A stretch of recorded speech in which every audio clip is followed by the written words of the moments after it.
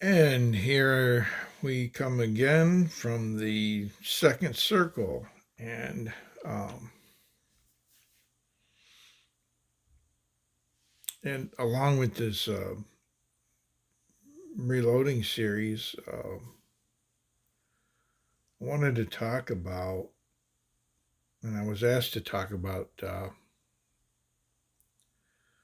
the weapons that I use for hunting. And so these are my two primary uh, rifles I use for deer hunting, deer, and then this one here, more specifically, deer and coyote. But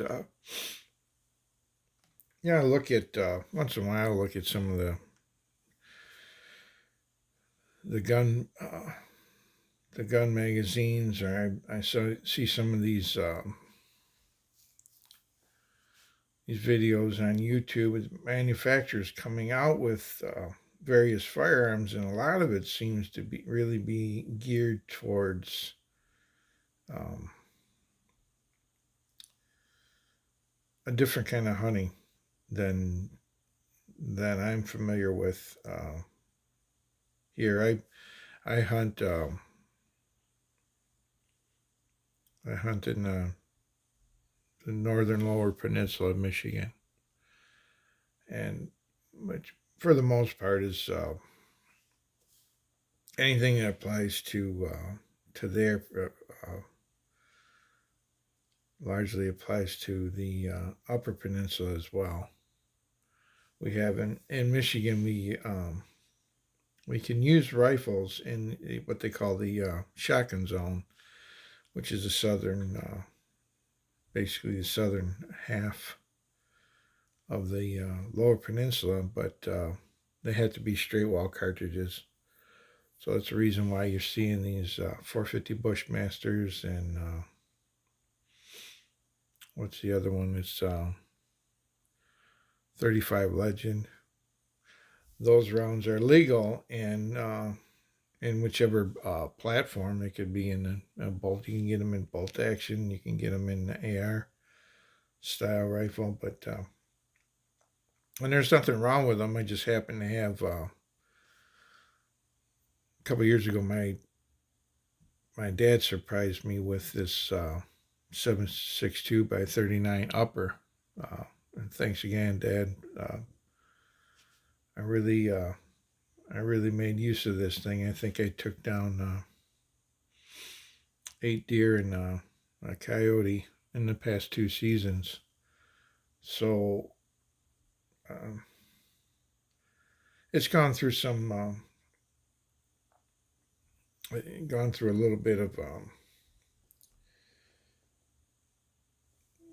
some changes, some evolution on the way from when I started. But I ended up outfitting it like I have this one here. And what I have here is this is a Winchester Model 670. It's similar to their basically it's their post 64 Model 70 action with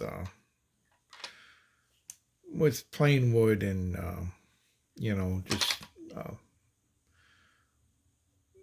adequate bluing. Nothing pretty. The finish is not fine, um, but it's very accurate. I've shot groups at 100 yards that measure 5/16 of an inch for 3 shots center to center. Uh, so it's more than accurate enough for what I need. My uh, in some parts of the country, your shooting problem is long range, open terrain, uh, hundreds of yards. You need a conventional scope, and we have a different problem here. What we have largely is there's fire breaks, fire trails, and We have a lot of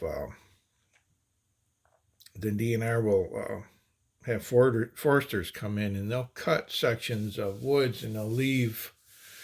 A lot of times they'll leave the oaks. Uh, so they'll leave the beeches and the oaks. Then they'll plant aspen, new growth, and they'll plant it in 40-acre sections for cover for the deer. And they grow pretty fast. They have these very tall, straight trunked oak trees that they grew up in the forest. So in a dense forest, and then the forest would cut away around them. And when the trees grow up like that, they have these really tall, straight trunks that are easy to climb, and you're overlooking these aspen thickets. And as deer travel through, I have very limited time to hit the target. I had to just demonstrate. I would say that what we're trying to hit is about the size of one of these coffee containers. So we're trying to hit that as it's moving at a lot of times at a fast walking pace through a thicket. So we're looking for gaps in these saplings, and we got to time it just right. So the problem is the conventional scope doesn't work well for that because it narrows your field of view. Iron sights aren't always great for that because you have to pick a gap, and a lot of times you can't see some of these smaller branches between you and the target. You take a branch the size of the size of your little finger, and you hit that halfway to a deer that's standing 50 yards away, and missing it is no problem. So I prefer these intermediate eye relief scopes. These are both loophole, what they call IER scout scope. They have a really, I don't know if I'll be able to show it here, but maybe not without bumping my setup. But I have another video somewhere that demonstrates the eye relief on this scope is anywhere from 9 to, it seems like almost 9 to 24 inches. I've actually shot it with this rifle here. With this one here, I shot a deer that appeared from behind cover, and it was looking right up at me. I'm up 30 feet up in this oak tree, and this deer, she knew I was there. And if I would have moved, well, she suspected, I guess. If I would have moved, she might have heard that movement. In reality, she's only, I would say that one was probably 60 feet away. But I had this rifle on my lap, like this. I don't know if you can see my where my knee is here. But I was sitting there, and she appeared out there, and all I had to do is move the muzzle over, and I could get a sight picture, with my eye back behind. That's all. My eye is back behind the buttstock, and I get a sight picture. And I shot her in the heart, and she dropped right there. But you can't do that with a conventional scope. I'd have to bring this to my shoulder and get my head. I'd have to get my cheek weld, and this is one of the big advantage with these rifles set up the way I have them is sometimes I'm up in a tree saddle, or I'm up in a tree stand, and I can't get this buttstock to my shoulder. And I might have to shoot left-handed. I might have to shoot right-handed. I might have to shoot almost what would be over my shoulder. And if I can see,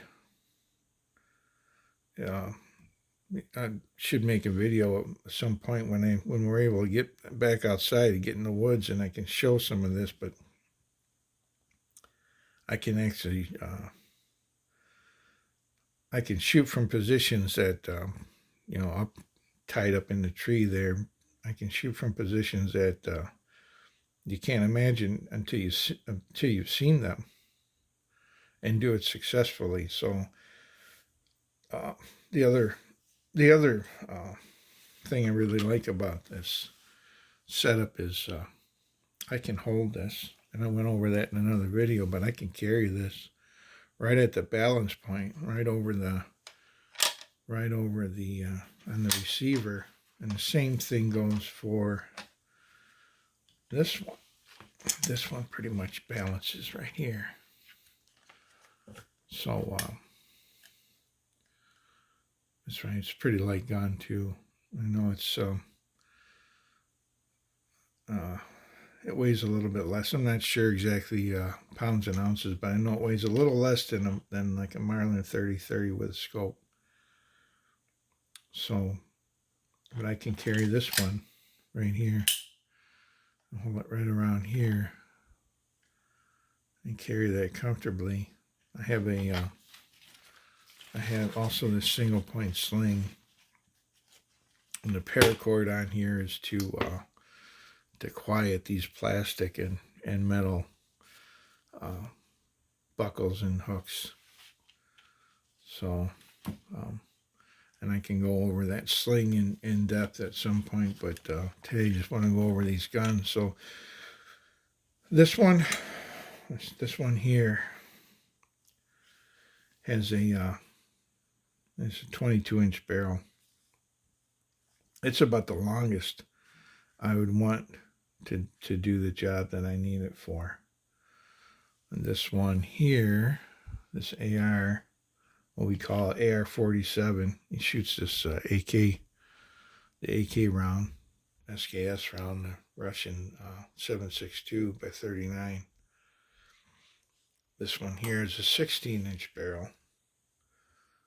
The same scope. I put some backup sights on. I sighted these in before I mounted the scope, and then they let's see here, they fold down. But I sighted these in before. So if I'm out in the woods and I'm hunting, and anything should not that it ever probably will, but if anything should go wrong with this scope, I have an Allen wrench. I could take these two screws out, loosen them up, pull the scope off, and use these backup iron sights. Some point in the future, I might change these rings out for something that's more quick detach, without tools. But so this one I've used. I think I've owned it since 1985. And I don't know how many deer I've taken with it, and it's a bunch. But it still goes with me. But now I have a new toy here, so I'm going to look at that a little bit. And I check these guns. I'll go through and show you here. No ammo in the chamber, no ammo in the magazine. But all right, so that's that one. Set it back here.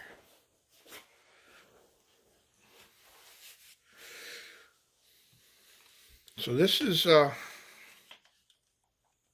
what we call an AR-47, or what my dad calls the AR-47. He really likes that round, and he uses it for hog hunting in Florida, where he lives now.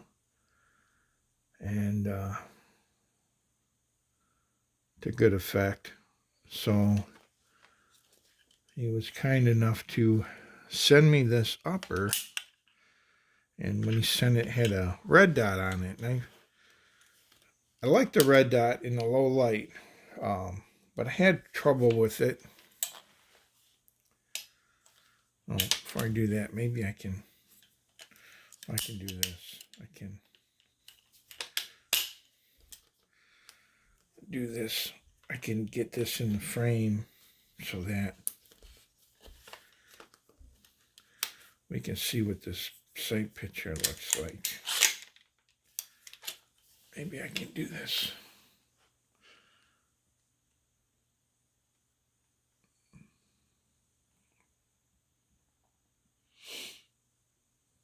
With your naked eye, it'd be a lot better.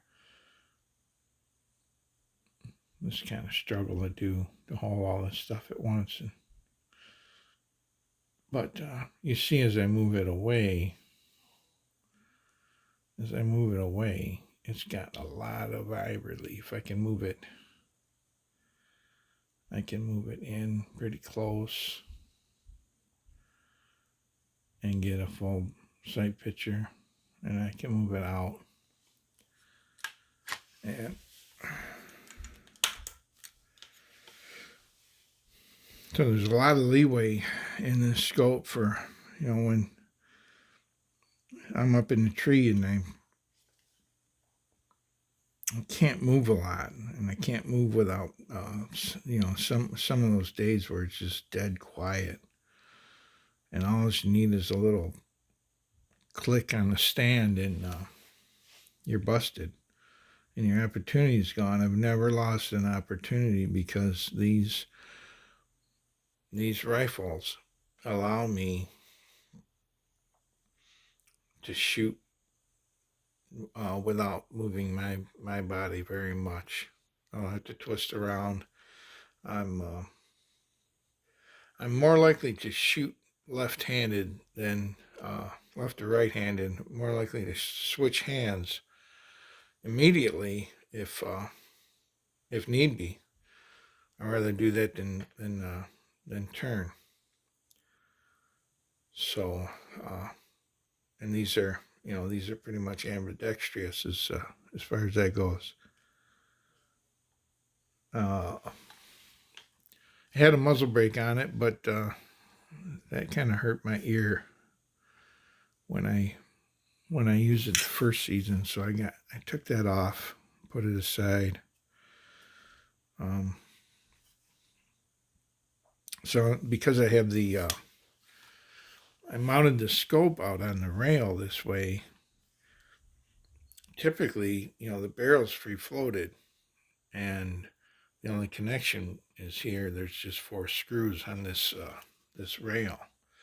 So what I did, I'm a machinist, so what I did is I made this fits inside the rail, and I have a system inside of here that centers on that barrel without squeezing it too tight. It just takes up all the slack. And so now this rail it's held front and rear parallel with the barrel with my scope on it. And I think I showed this target. It's a 50-yard target, but I showed it up there. That's wolf ammo. There's some wolf ammo. But then this was with the scope I had previously was a cheap pistol scope. But that's as good as I ever need it to do for what I have to do. I just need to hit that coffee can under some time constraints, and when it's moving, which is what this is really not a problem. And that's some of the videos you can see from earlier, some of my first videos that I posted. Some other things I've done here.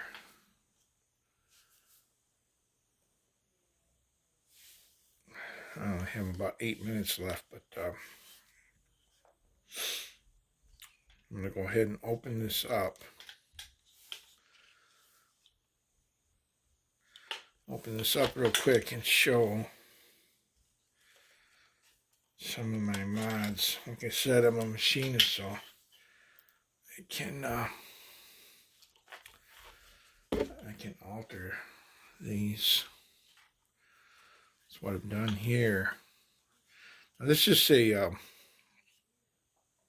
was an Anderson lower.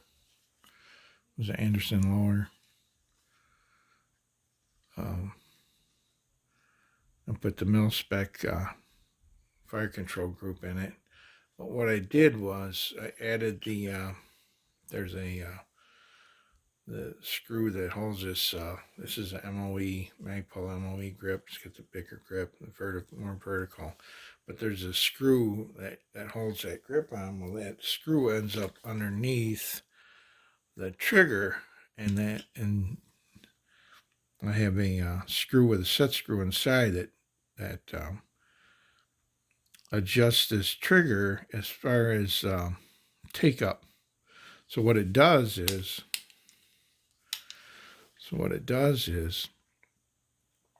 it doesn't allow this trigger to swing back forward any farther than it has to. So safety on, off. I'm going to block the hammer with my finger here, but I'm going to show you this. And the trigger pulls are somewhere around 4 pounds. But it should have very little movement. That's that. And then the reset is fairly small. If you watch here, I'm going to let it go. That's the reset. Let's see if I can do this again. So here's the pull. There's a brake, and the hammer gets cocked by would be cocked by the bolt carrier, and then I release this trigger. There's the reset. And the other adjustment is something I end up coming up with myself. So what we have is, if you see, let me get my pointer out here. If you can see,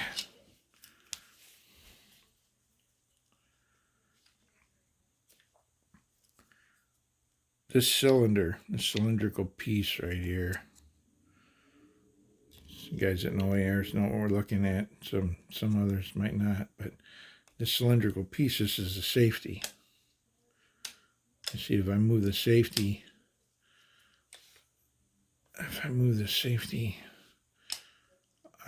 on and off, that rotates. And what that does is, when it's in the safe position, it doesn't allow the back end of the trigger to swing up towards the camera here. When it's in the fire position, which is here, what I've done is I've gone and I've added that set screw right there. Let's see if I can get in here and bring it in close here.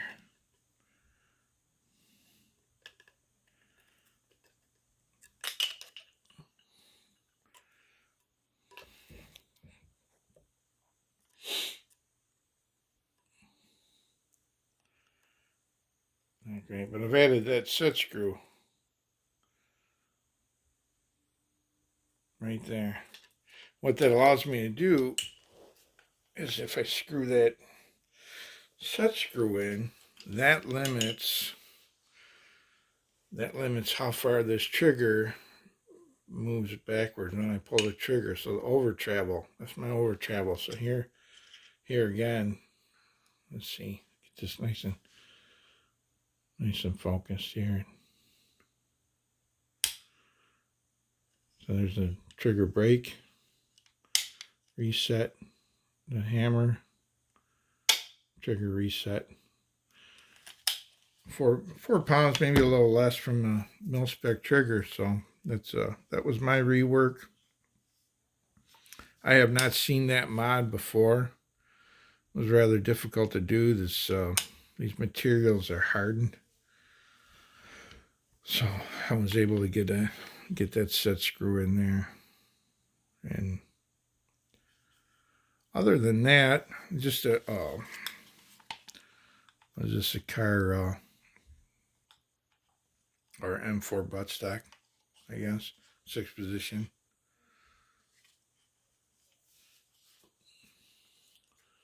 I'm going to follow this video up with another one because I want to go into some of special handling considerations I have. Some of the things I've learned about using this in the field. So I'm going to end this one right now. And again, nothing I present here is to be taken with a grain of salt.